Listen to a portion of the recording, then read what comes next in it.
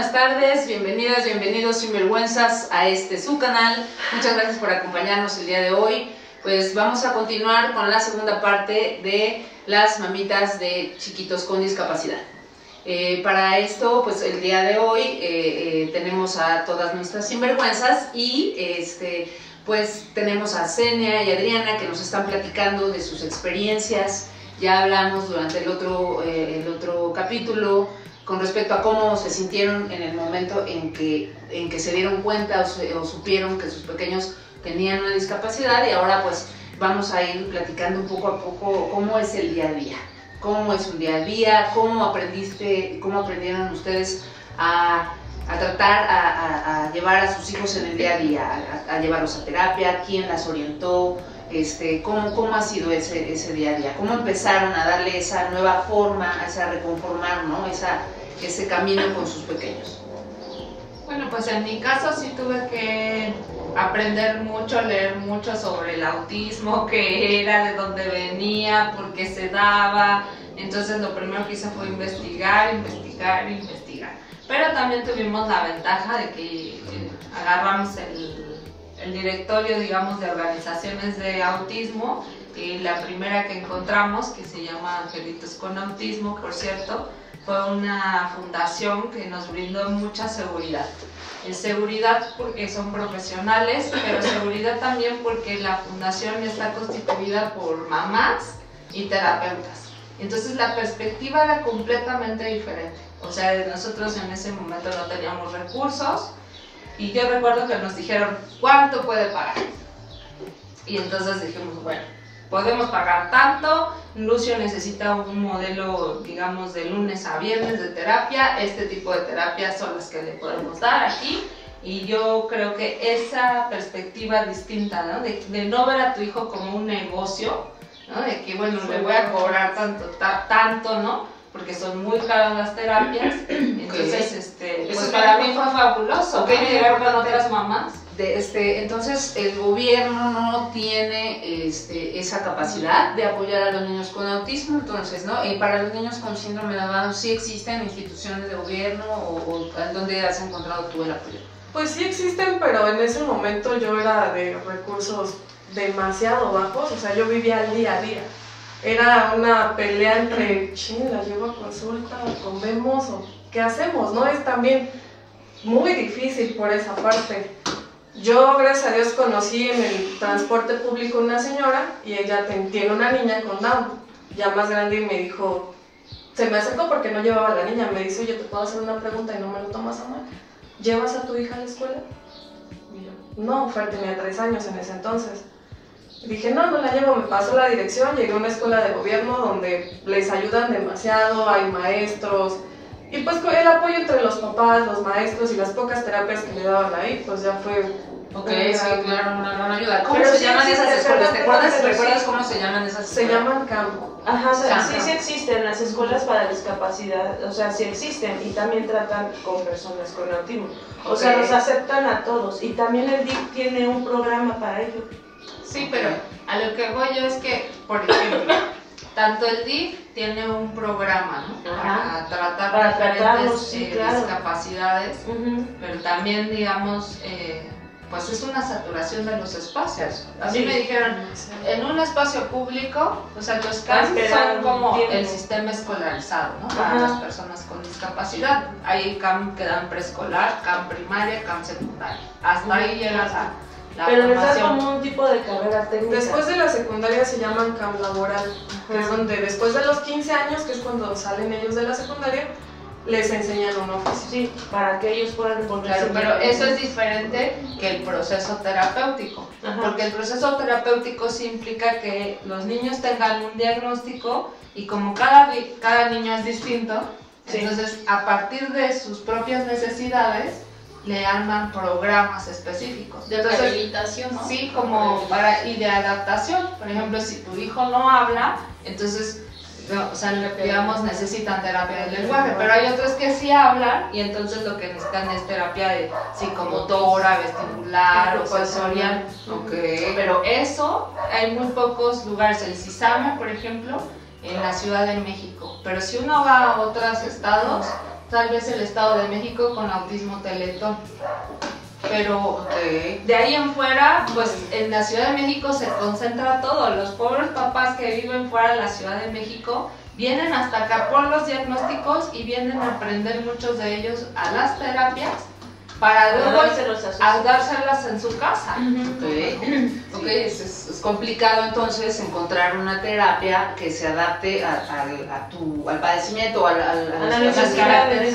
Desgraciadamente, pues ahora sí que el dinero lo es. Sí, es importante. Y cuando no lo tienes, pues tienes que adaptarte a lo poco que tienes, lo que hay. Y puedes hacer, ¿no? Muchas veces juzgamos cuando no tenemos una persona con discapacidad en casa porque dice, ay, lo tiene encerrado, ¿por qué no lo llevo a la escuela? Pero no sabemos lo que esa persona está pasando. ¿Y tú qué estabas pasando en ese momento? Sí, o sea, no puedes llevar al niño. ¿Cómo hiciste para ir a educarlo entonces?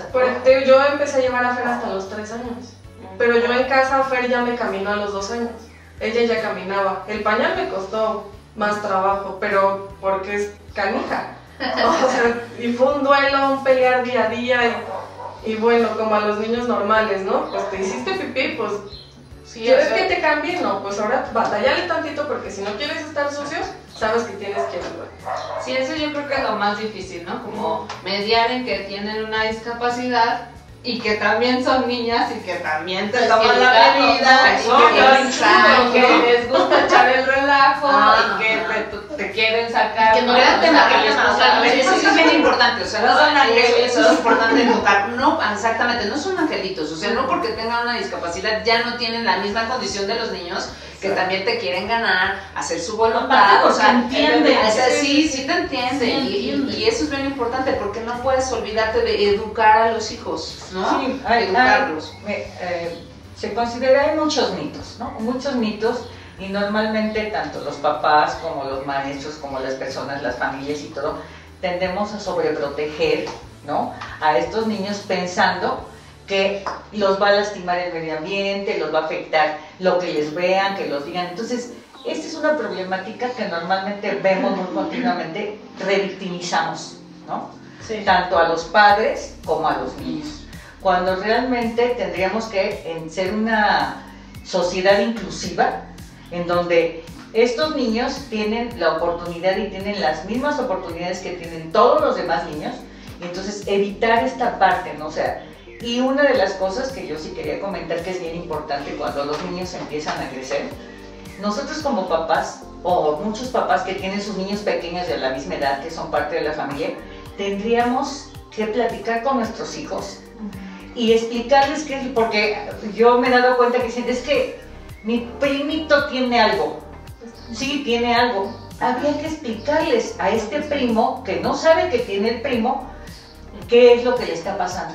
Porque muchas veces también tendemos a los familiares a ignorar, ¿no? O sea, y hacer como que no pasa nada. No, sí, el niño tiene una discapacidad y debemos enseñar a los pequeños, desde muy pequeños, ¿sí?, que estos niños tienen una discapacidad, explicarles, o sea, qué es lo que pasa, porque nos vemos en la escuela, ¿no? En la escuela muchas veces los niños empiezan a ser agresivos con estos niños con discapacidad, pero los niños no tienen la culpa.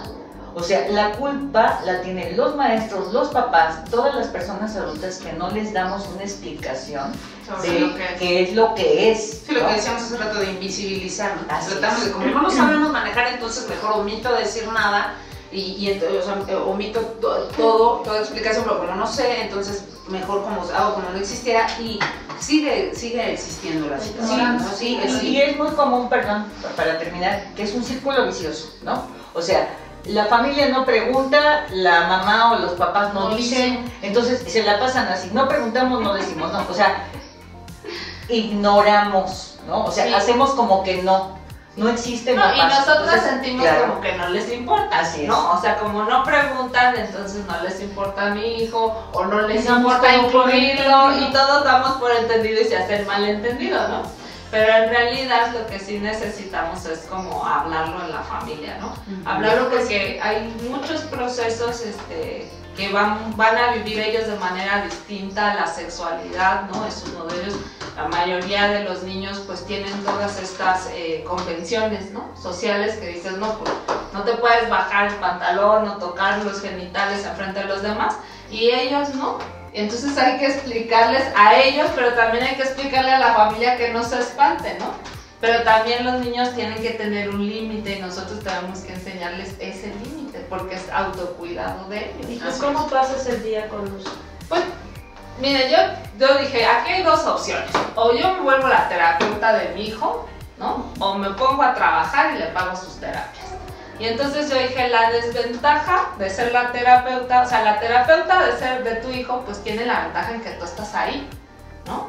Y te das cuenta de todo el proceso y vas llevándolo de la mano y te vas capacitando. Pero yo dije, la desventaja es que mi hijo va a tener un día, ¿no? 30 años y yo voy a ser mamá y madre y no va a tener más que eso. No, y además sabes que no siempre vas a estar ser tú, mamá de- no, pero además para bien importante, no siempre vas a estar tú. O sea, eso es bien importante. O sea, es importante educar a estos pequeños porque ellos también están en una sociedad, porque no siempre Pero- vamos a estar como Pero papás no al lado de siempre vas a ellos. ser mamá de... Ah, no, claro. O sea, claro. también tienes derecho a tener ser una vida tú, personal. ¿no? A ser una persona con sus sueños, sus expectativas, Y que con por eso ganas de existen trabajar. este tipo de lugares Exacto. para abrir esas Sí, porque hasta eso tienes el estigma, dejas de ser, por decir, Adriana, ay, la mamá de Fer. Sí. Ya no eres Adriana, eres la mamá de Fer. No, y eso también a tu vida cómo le impacta, ¿no? O sea, cómo le impacta porque te requiere mucho más tiempo un pequeño con discapacidad que un niño común, ¿no? Pero Porque- entonces uno dice, bueno, yo dije, me voy a ir a trabajar y voy a trabajar mucho para poder pagar, ¿no?, los servicios que mi hijo necesita y al mismo tiempo es un equilibrio como a todas las mamás que laboran, Así es. ¿no? Claro. De decir, híjoles, estoy bien cansadísima de mi jornada laboral, pero pues también tengo que entrarle porque hay que reforzar estos contenidos para que Lucio en la escuela se integre, ¿no? Entonces, Sí, pues, porque es como- esta problemática no Sí. nada más es con los niños con discapacidad, sino también cuando tenemos un hijo único, así como que hay un enfoque total al hijo y el hijo se vuelve dependiente. O sea, tenemos que pensar que también las mamás y los papás tienen derecho a tener su propia vida. O sea, que el hijo no es el centro de su vida, es parte de su vida, es importante en su vida, hay que hacer cosas, ¿no? Yo siempre les digo, es la chamba, ¿no? Hay que hacer una chamba específica en el caso de cada uno de los niños, ¿no? Pero también es con cualquier niño, hay que hacer una chamba, ¿no? Pues igual hacen obviamente, travesuras, sí. igual les gusta jugar, igual les gusta irse a correr, igual les gusta pelearse con los Sí, demás por el claro. mismo juguete, ¿no? Y es que pasa lo mismo que con un niño regular. Sí, Yo sí, ahorita claro. Fer tiene 13 años, entonces ahorita estoy batallando con la adolescencia de Fer, con el periodo de Fer, que fue otro duelo que yo viví así, dije, no puede ser. ¿Cómo hago para decirle Sí, que esto es? ¿Cómo le explico a mi manejarlo? hija? Me acuerdo porque pues yo trabajo, mi mamá la cuida, soy mamá soltera, entonces ese día me tocó trabajar en la noche, yo iba llegando, me dormí una hora y mi mamá, Adriana, pero mi mamá haciendo un mar de lágrimas.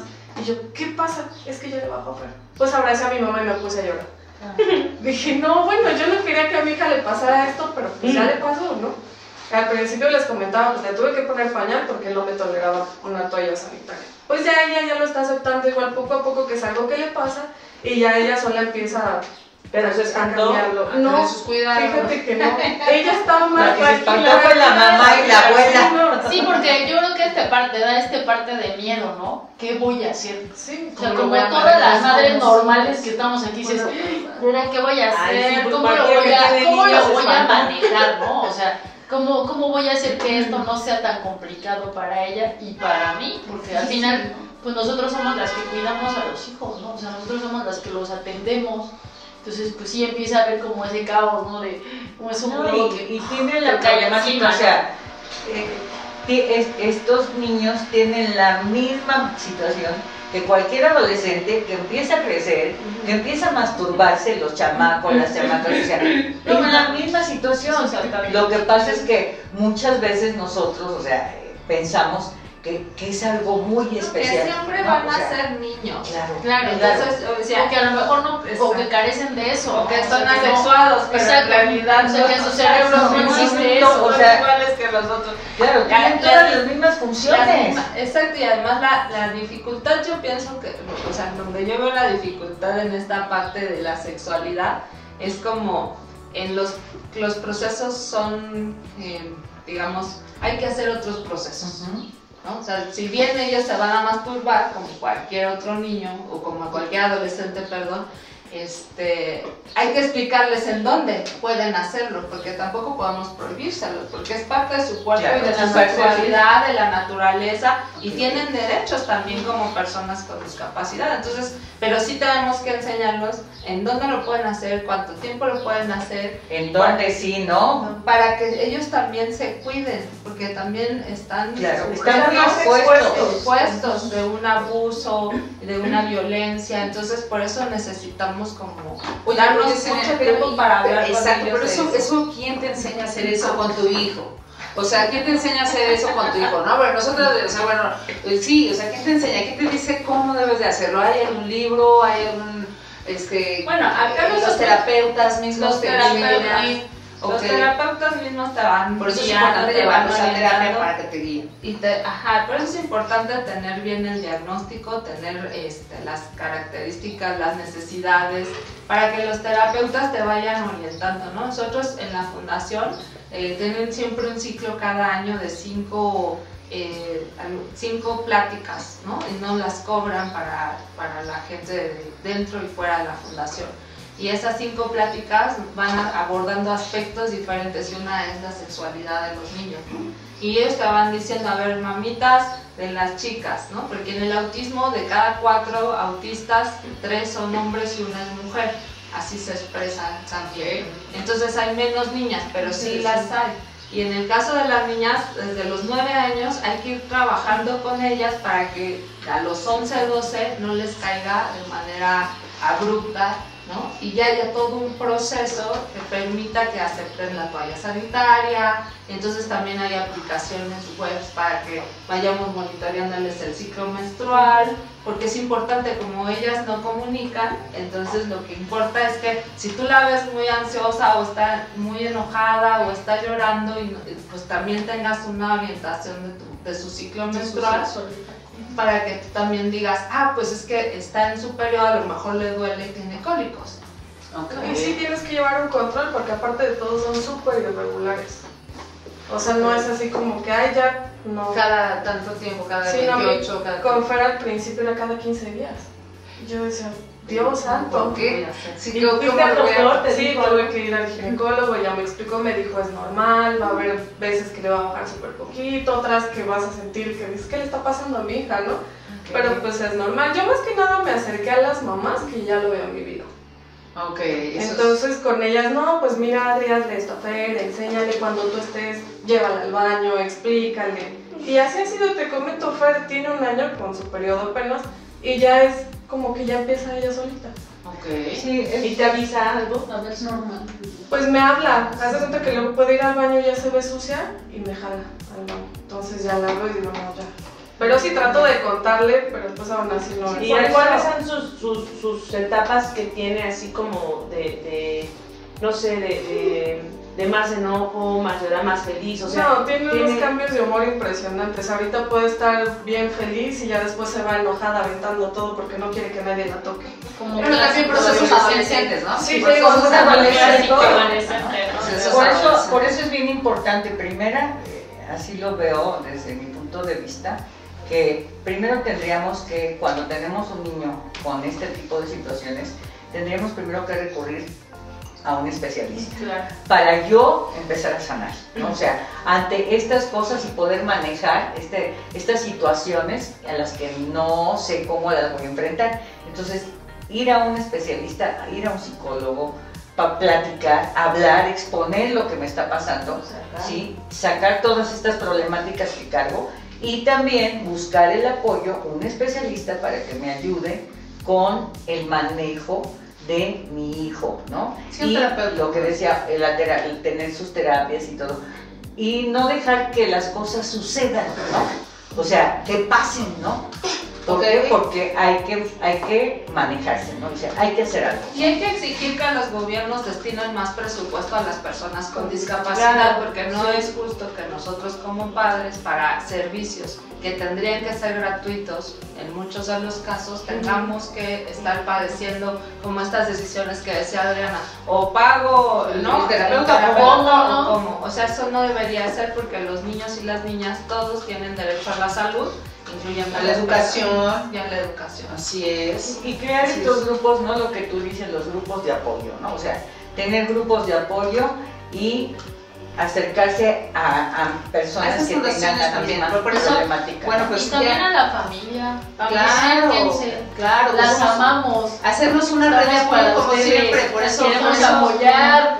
Si se tenemos que- hablen, por favor. Es que, Tenemos que terminar, pues, uno no puede hablarles, ¿no? Así de Ya se nos acabó nuevamente el tiempo. Esperamos a todas las mamis que tengan chiquitos con discapacidad, esperamos que les haya ayudado, que les sirva de algo estas experiencias de estas mujeres sin Déjanos sus vergüenza. comentarios. Déjenos Si sus les podemos comentarios. ayudar en algo, alguna Preguntas, duda cosas con que respecto a quieran, nuestra con alguna experiencia. opinión, sus puntos de Pregúntenos, vista. mándenos sus comentarios, sus preguntas ahí a nuestro canal, a Mujeres Sin Vergüenza, y con todo gusto les vamos a orientar, con toda la experiencia, con todas las ganas. Acérquense también, muy importante lo que comentaban, a fundaciones, con una comunidad de chicos que tengan la misma situación, porque eso les va a ayudar, las experiencias de otras mamás, eso marca una gran diferencia, es una muy buena Y hablen. alianza. Hablen. No tengan miedo de hablarlo, no tengan miedo de compartirlo con sus familias y familiares, por favor.